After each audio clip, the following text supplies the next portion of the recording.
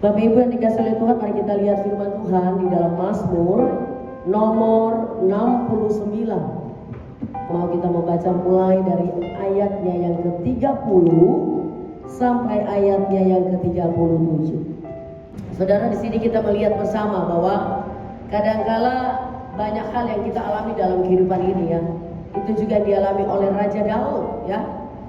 Punya sedikit waktu tapi punya banyak kebutuhan. Tetapi masih banyak yang belum diselesaikan, masih banyak yang belum dikerjakan. Kadang udah panik, bingung, ketakutan luar biasa. Tapi di sini kita lihat apa yang terjadi dengan Raja Daud. Ketika semua mendesak dia dan banyak hal yang harus dilakukan, Raja Daud dia berkata bahwa di dalam ketakutannya pun, bahkan di dalam keadaan yang panik pun yang sedang dialami, dia tetap memuji Tuhan. Jadi tema yang saya mau berikan buat kita semua pada pagi hari ini yaitu jangan lupa memuji Tuhan. Kenapa kita harus memuji Tuhan? Sebab gini Bapak Ibu, memuji itu adalah penting. Karena dengan kita memuji Tuhan, kita sebenarnya menolong diri kita untuk mengingat siapa Dia, siapa Tuhan yang saudara dan saya sembah. Betul gak? Sehingga kepanikan kita, ketakutan kita, kecemasan kita, kekhawatiran kita itu bisa berubah menjadi kekuatan. Karena kita tahu siapa Tuhan yang kita sembah. Siapa di sini gak pernah takut? Siapa di sini gak pernah panik? Siapa di sini gak pernah khawatir? Itu manusiawi dalam hidup kita. Tetapi yang menjadi persoalan, apa yang Anda lakukan ketika Anda panik? Apa yang Anda lakukan ketika Anda dalam keadaan ketakutan? Apa yang Anda lakukan ketika Anda dalam keadaan kebingungan? Waktu singkat tapi kebutuhan sangat banyak. Dia katakan tadi bahwa tetapi aku ini tertindas dan kesakitan. Apa yang membuat Raja Daud berkata aku tertindas dan kesakitan? Saudara, dia katakan di sini bahwa banyak sekali penderitaan yang dia alami di dalam kehidupannya karena anaknya Absalom mengkudeta dia, ingin merampas tahtanya. Lalu juga musuh-musuhnya yang begitu banyak mengepungnya, termasuk Saul yang ingin membunuhnya. Dia dikepung oleh para pemberontak, orang-orang yang memberontak dalam kerajaan. Berapa banyak kadangkala kita kan gak pernah tahu siapa sih yang ada di pihak kita, siapa yang tidak. Kadangkala banyak sekali orang menusuk bukan dari depan tapi dari belakang. Manis di depan tetapi tidak di belakang. Raja Daud juga mengalami pengalaman ini Bapak Ibu. Apalagi itu orang-orang yang dekat dengan kita itu bukan hal mudah ya. Bapak Ibu, ketika orang lain mengecewakan dan mengancam kita, kita merasa hampa bukan? Seolah-olah suatu bagian yang terpenting dalam hidup kita itu tercuri dari hidup kita.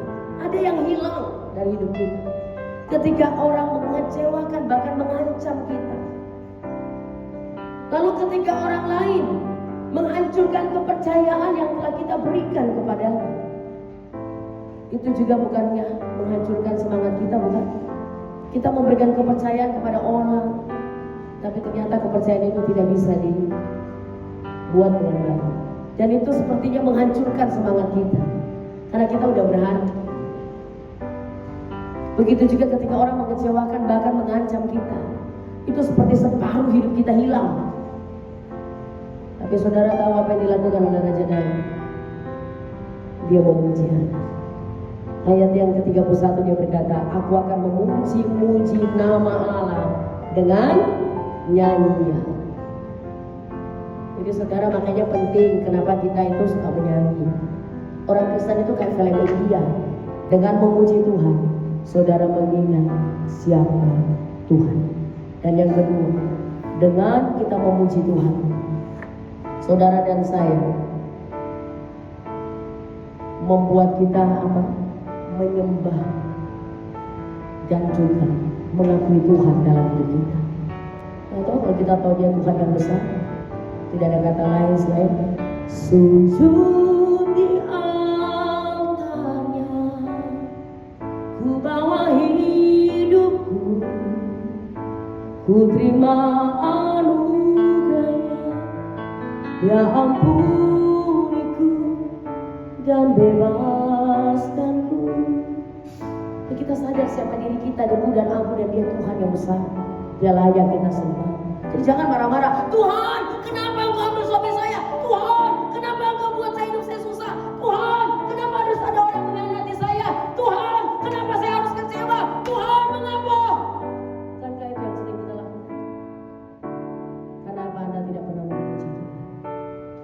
ketika Anda memuji Tuhan?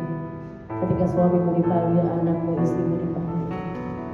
Ketika orang-orang mengkhianati engkau, mengecewakan engkau, kepercayaanmu disalahgunakan, engkau akan tetap berkata, sebab Tuhan baik, sebab Tuhan baik, sebab Tuhan baik, anugerahnya kekal selamanya.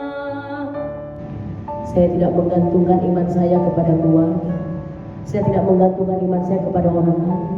Saya tidak menggantungkan iman saya kepada pekerjaan. Saya punya iman ada pada Tuhanku, Allahku yang adalah kehidupan. Amin. Sebenarnya waktu kita menggantungkan Tuhan, ada kekuatan gak yang kita dapatkan? Waktu kita nyanyi buat Tuhan, ada sukacita gak yang memenuhi kita? Amin. Oleh sebab itu, daripada kita mengeluh bersungut-sungut, kita bisa berdosa, mendingan kita mengagungkan Tuhan. Itulah tujuannya kita memuji Tuhan, supaya kita ingat siapa Dia dan membuat kita menyembah Dia.